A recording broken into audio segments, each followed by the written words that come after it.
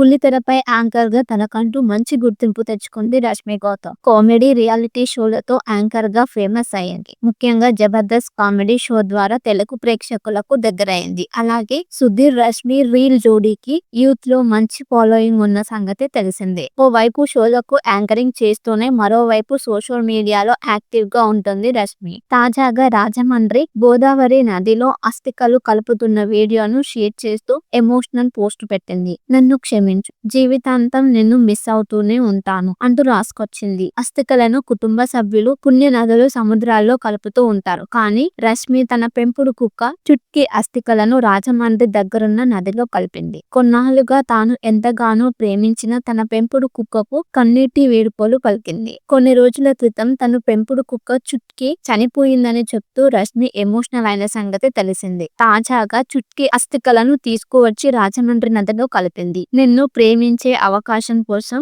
జీవితాంతం నిన్ను మిస్ అవుతూనే ఉంటాను. మరో జన్మంటూ ఉంటే నువ్వు బాధ లేకుండా పుడతావని కోరుకుంటూ ప్రార్థిస్తున్నాను. నన్ను క్షమించు, కొన్ని కఠిన నిర్ణయాలు తీసుకోవాల్సి వచ్చింది. ఫ్రీగా వెళ్ళు చుట్కీ గౌతమ్ అంటూ భావోద్వేగానికి గురైంది. ప్రస్తుతం రష్మి షేర్ చేసిన వీడియో నెట్టింట వైరల్ అవుతుంది. నిజానికి రష్మికి జంతువులంటే ఎంతో ప్రేమ అని తెలిసిందే. నిత్యం పెంపుడు కుక్కలు జంతువుల గురించి అనేక పోస్టులు పెడుతుంది. అలాగే రోడ్డుపై ఉండే అనాథ కుక్కలకు ఫుడ్ పెడుతుంది. ఇప్పుడు తన పెంపుడు కుక్క చనిపోవడంతో ఎమోషనల్ పోస్ట్ చేసింది.